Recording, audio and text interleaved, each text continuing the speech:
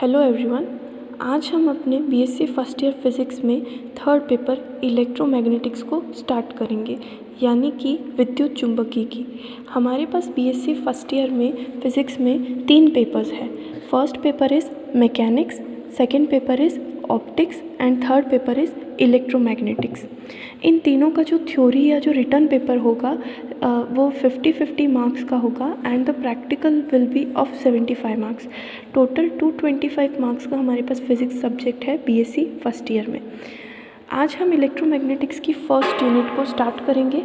Unit first का जो syllabus है वो है vector field, scalar and vector field, gradient of a scalar field, divergence of vector field and their physical significance, curl of vector field, line integral of vector field, surface integral of vector field, flux of vector field, Gauss law, statement of Gauss law and Stokes theorem, Gauss theorem and Stokes theorem। मतलब हम इस unit में basic knowledge जो है fields से related उसको सीखेंगे। Field क्या होते हैं, कितने टाइप के होते हैं। उसके बाद हम कुछ अपने बेसिक ऑपरेटर्स को सीखेंगे, जिसमें कि ग्रेडियंट, कर्ल और डाइवर्जेंस को सीखेंगे। ग्रेडियंट जो है वो स्केलर क्वांटिटीज़ पे ऑपरेट किया जाता है और डाइवर्जेंस और कर्ल जो है वो वेक्टर क्वांटिटीज़ के लिए काम आता है। इनके बारे में हम बेसिक नॉलेज सीखेंगे, डेरिवेशन करना सीखेंगे, इनको डिराइव करेंगे और इन ऑपरेटर्स को यूज़ करके न्यूमेरिकल प्रॉब्लम्स को सॉल्व करना सीखेंगे। तो हमारा जो फर्स्ट टॉपिक है दैट इज़ फील्ड्स। क्षेत्र या फील्ड क्या होते हैं? तो वह क्षेत्र या आकाश जिसमें किसी भौतिक राशि का मान प्रेक्षण बिंदु के निर्देशांकों पर निर्भर करता है, उसे उस भौतिक राशि का क्षेत्र कहते हैं। द फील्ड और space in which the value of any physical quantity depends upon the coordinates और position of observation point is called field of a physical quantity. यानी कि आपने 11th-12th में भी कुछ बेसिक फील्ड्स के बारे में पढ़ा होगा, जैसे कि इलेक्ट्रिक फील्ड, मैग्नेटिक फील्ड वगैरह। तो फील्ड क्या होता है? किसी भी क्वांटिटी के आसपास का वो एरिया या आसपास का वो रीजन या स्पेस जिसके अंदर उस क्वांटिटी की जो वैल्यू है वो ऑब्जर्वेशन पॉइंट के कोऑर्डिनेट्स पर डिपेंड करती है। ऑब्जर्वेशन पॉइंट के कोऑर्डिनेट्स पर डिपेंड करने का मतलब है जिस भी पॉइंट से जिस फ्रेम में आप उस एक्सपेरिमेंट को ऑब्ज़र्व कर रहे हो, अगर आप उस पॉइंट की पोजीशन को चेंज करते हो या उसके कोऑर्डिनेट्स को चेंज करते हो तो जो फिज़िकल क्वांटिटी है उसकी वैल्यू भी चेंज हो जाएगी। जैसे मैं एक एग्जांपल देके समझाती हूँ। आपने 12th में इलेक्ट्रिक फील्ड के बारे में पढ़ा होगा। मान लेते हैं हमारे पास एक टेस्ट चार्ज है +Q, ये उसके आसपास का फील्ड है, इलेक्ट्रिक फील्ड। इस फील्ड का क्या मतलब है? जब भी कोई दूसरा चार्ज इस फील्ड के आसपास आएगा तो वो एक फोर्स को फील करेगा। अगर वो सेम है यानी कि वो भी पॉजिटिव चार्ज है, सेम इन नेचर, तो वो रिपल्शन को फील करेगा। और अगर वो नेगेटिव चार्ज है, डिफरेंट इन नेचर, तो अपोजिट इन नेचर, तो वो क्या करेगा? एक अट्रैक्शन पावर को या अट्रैक्शन फोर्स को फील करेगा।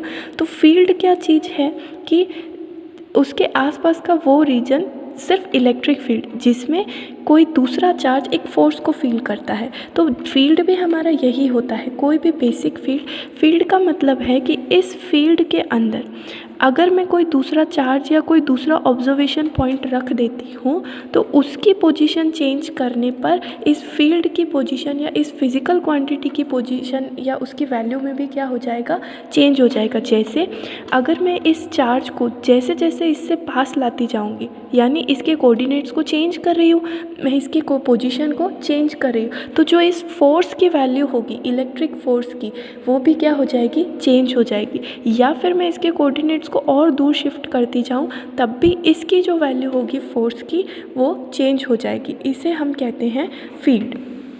तो उसकी फिज़िकल क्वांटिटी की वैल्यू का ऑब्जर्वेशन पॉइंट के कोऑर्डिनेट्स पर डिपेंड करने का सीधा सा मतलब यही होता है कि अगर आप उस कोऑर्डिनेट्स को चेंज करते हो तो उस फिज़िकल क्वांटिटी की वैल्यू में भी चेंज हो जाएगा। वो चेंज उसकी मैग्नीट्यूड में भी हो सकता है, उसकी डायरेक्शन में भी हो सकता है, या फिर दोनों में भी चेंज हो सकता है। और जो भी फिज़िकल क्वांटिटी हम ले रहे हैं वो भी किसी भी तरह की हो सकती है। वो स्केलर भी हो सकती है, वो फिज़िकल क्वांटिटी वेक्टर भी हो सकती है। मान लेते हैं हमारे पास कोई पॉइंट P है जिस पे से हम किसी एक्सपेरिमेंट को ऑब्जर्व कर रहे हैं। उस P के जो कोऑर्डिनेट्स है वो x, y, z है, ठीक है। और इस पॉइंट पर कोई हमने फिजिकल क्वांटिटी मान ली है, माना वो फिजिकल क्वांटिटी a है। ये a वेक्टर भी हो सकता है, स्केलर भी हो सकता है। तो इसको हम कैसे रिप्रेजेंट करेंगे? तो a को हम ऐसे लिखेंगे, a is a function of x, y, z। Function होने का क्या मतलब है?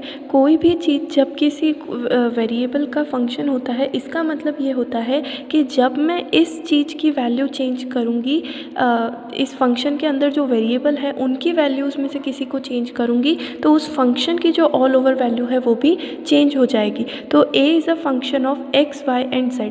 अगर इन तीनों में से किसी एक की वैल्यू या दो की वैल्यू या तीनों की ही वैल्यू में थोड़ा सा भी चेंज होता है, तो a की जो वैल्यू है उसके अंदर भी चेंज हो जाएगा। नेक्स्ट पॉइंट है हमारा टाइप्स ऑफ फील्ड। जो हमारे फील्ड है वो फिज़िकल क्वांटिटी पर डिपेंड करते हैं। जिस टाइप के फिज़िकल क्वांटिटी को आप स्टडी कर रहे हो उसी टाइप का उसका फील्ड होगा। तो according to the nature of physical quantity the fields are of two types. Physical quantity के नेचर के बेसिस पर हमारे फील्ड्स जो होते हैं वो दो टाइप के होते हैं। पहला होता है स्केलर फील्ड, दूसरा होता है वेक्टर फील्ड। अब जैसा कि ये नाम से ही हमको दिखाई दे रहा है, अदिश और सदिश, यानी कि जो स्केलर फील्ड होगा वो स्केलर क्वांटिटी से रिलेटेड होगा और जो वेक्टर फील्ड होगा वो वेक्टर क्वांटिटी से रिलेटेड फील्ड होगा। तो इससे रिलेटेड हम डिटेल में आगे के वीडियोस में स्टडी करेंगे। Thank you.